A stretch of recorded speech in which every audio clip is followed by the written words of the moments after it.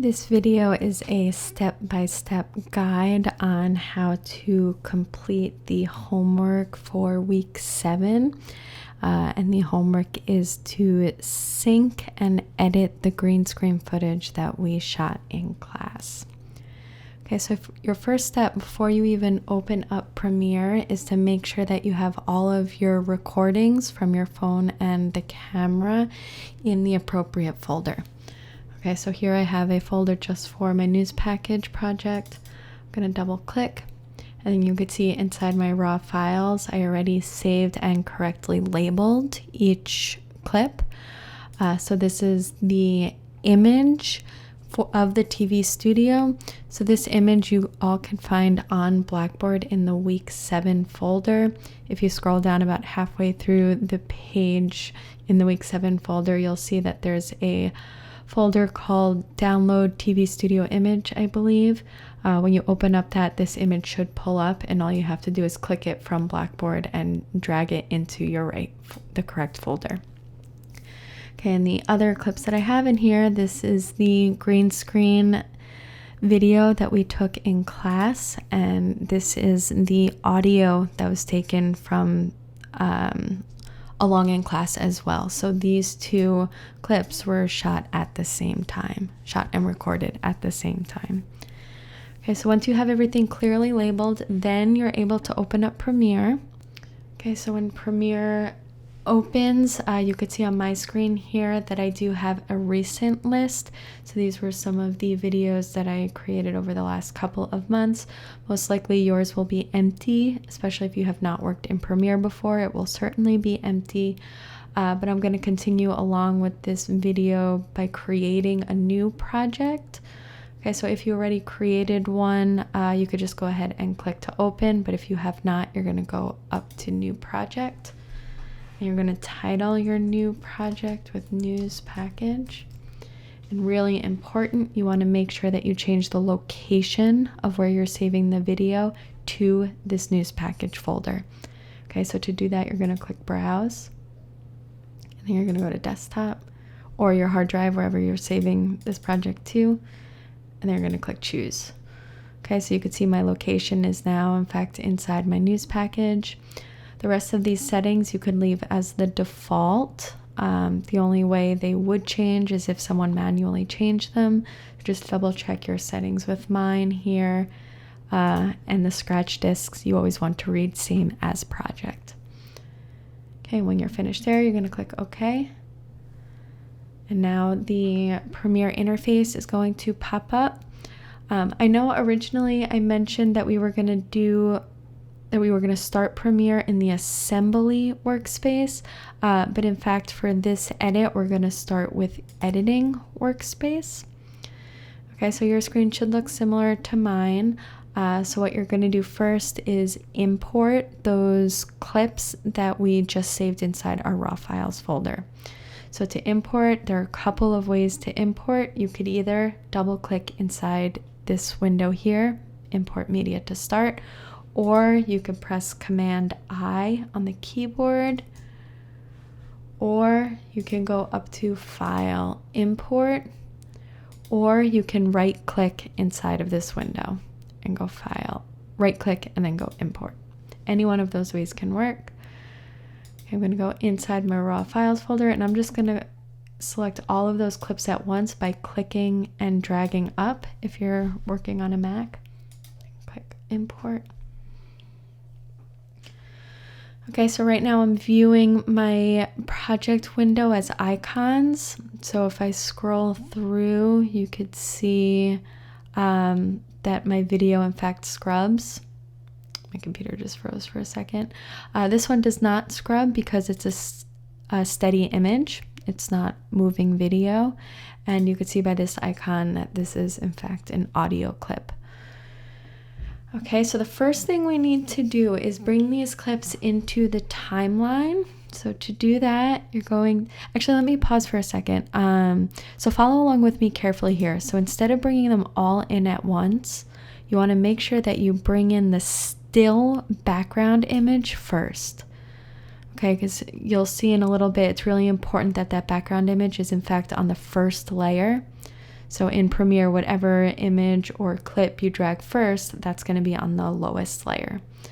Okay, so first you're going to drag that TV studio image into the timeline. And then on top of that, you're going to bring in your video clip. So you probably noticed right away a couple of things look a little weird here after I drop that into the timeline. The first thing is that my video is significantly smaller than the background image, and that's because the background image that I used was a super high res image. I think the pixels were something like 6,000 across, and my video was a 4K video. So in a couple of steps, we're gonna match those sizes, but for now I want you to take a look down here in the timeline, so don't worry about what you see up there at this stage. So in the timeline, you may notice that the TV image is a lot shorter than the video. So first step is to make sure that those are the same duration. So to do that, you're going to be clicked on the arrow, the selection tool. You're going to click on the end, hold your mouse down. I'm still holding the mouse down, still holding it down. When it reaches the end of the clip, you're going to let go.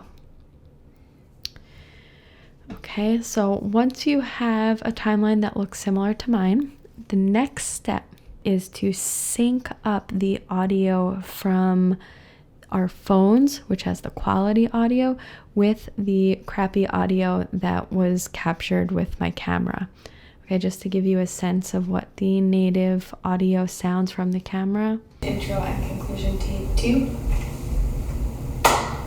Okay, you could hear how that sounds super tinny, whereas the audio that I captured from my phone, I could see that in the audio waves, this is where I clapped. This is where I clapped in the video. So when I play back this audio, it's going to sound nice and clear. News package intro and conclusion take 2. Okay, so what we're going to need to do is match up where this peak and this peak line up. Okay, so in my editing workspace, double click on my audio file. It's going to show up in this top window. And then I'm going to click and drag from this, it looks like an audio wave icon. So I'm going to click and drag from here and bring it down into my timeline. Okay, now you can see, hopefully, where these two are supposed to line up. So I have my peak here and I have my peak here. So what I'm going to do is I'm going to shorten this clip, the audio file, the green clip, from the left-hand side so I have the ability to move it over to the left. Okay, to do this, making sure I'm on my selection tool. Click and hold. I'm still holding my mouse and dragging, and I'm going to let go. And now if I click and drag, I should have enough space. Oops. To move me over further, and I don't. So what I need to do is click, still holding my mouse down, give me a little bit more space. Okay, that was a little bit too much. I'm going to zoom myself in using my zoom bar down here.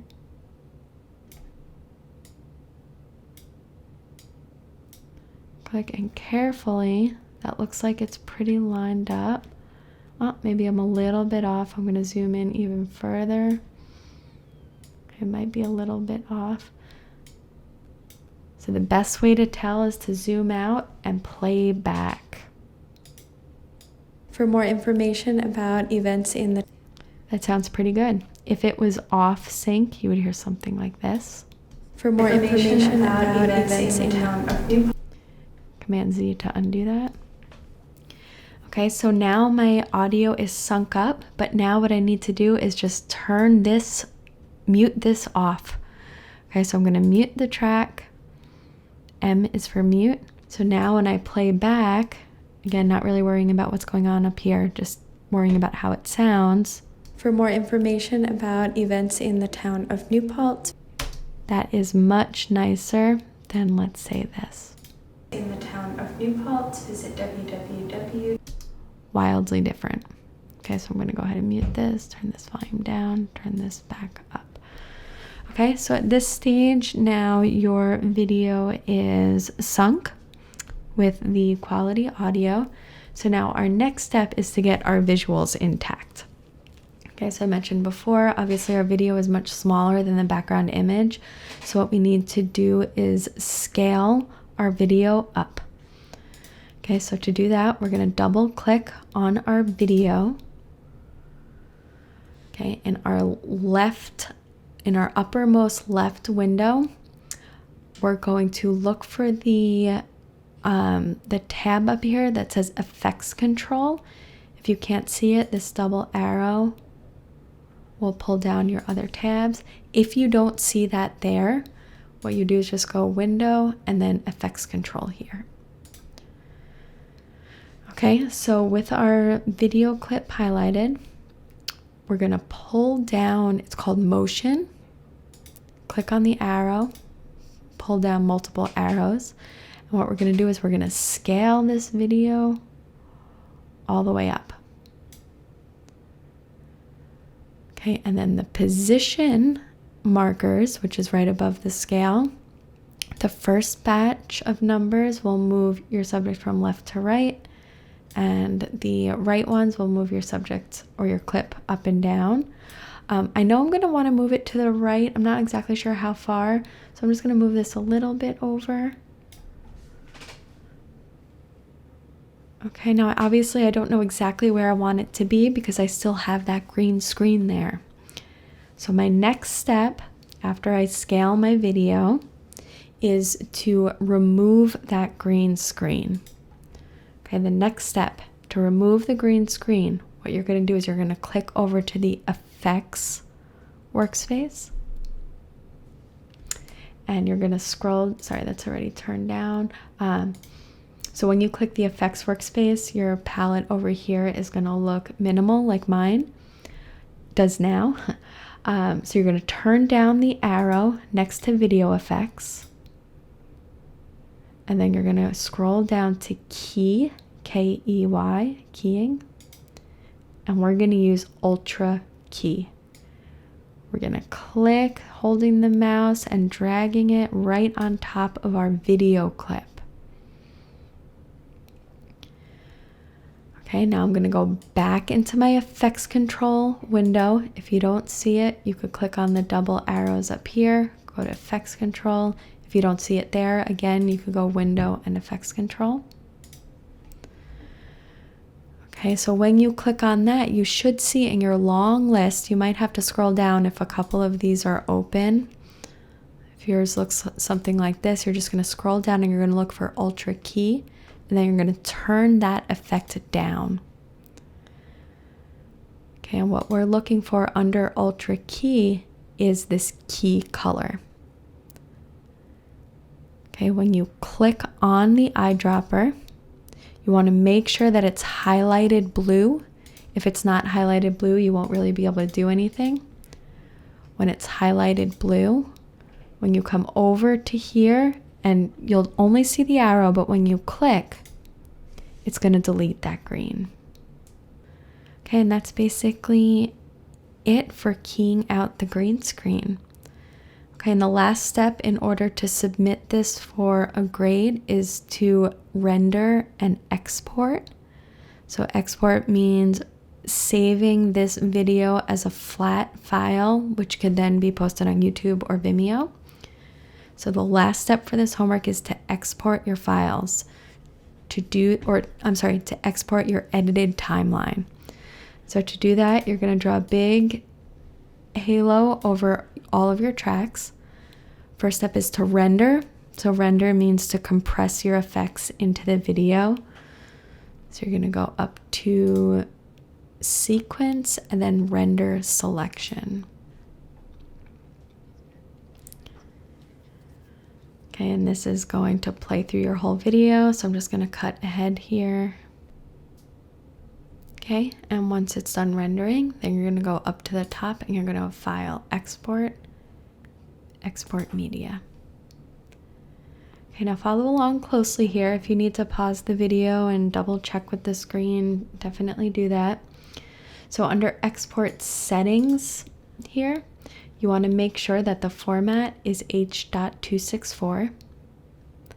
You you want to make sure that the preset, we're going to scroll to the bottom. So based on whether you're going to be posting this on Vimeo or YouTube, you would choose either the Vimeo 1080p full HD or the YouTube 1080p full HD. I'm going to choose YouTube. And now output name. So this is important. So this is not very intuitive. So the output name is actually where you're going to tell Premiere to save your exported file. And it's also where you're going to change the name. Okay, so you're going to click on that blue title and you're going to put edited green screen. This is the conclusion. And I'm going to save that to my desktop, to the news package, and inside here. And I always like to put the word export at the end of a file that is in fact an export. Then I'm going to click save. Okay, and everything else stays the same, except you want to make sure you use maximum render quality. Once you're done with that, you're going to go ahead and export. Okay, and the last thing to do while that's exporting is you're going to upload that exported file on YouTube. So to do that, you're going to go to youtube.com. You may have to sign up for an account if you don't have one already. But once you are signed in the upper right-hand corner, you'll see something that says create, and then you'll upload your video. Okay, then you'll just choose your file, and then once that posts, you're going to share that link with me. Okay, you're not going to share the full video because Blackboard will take it down because the size is just too big. All right, so do your best with this homework. If you are struggling, please, please, please send me an email. Okay, I could try to walk you through it via email, or if we can't figure something out, we could work on it together in class. Just don't give up and not hand it in. Please be in touch with me. All right, I hope this video was helpful. See you guys all next week.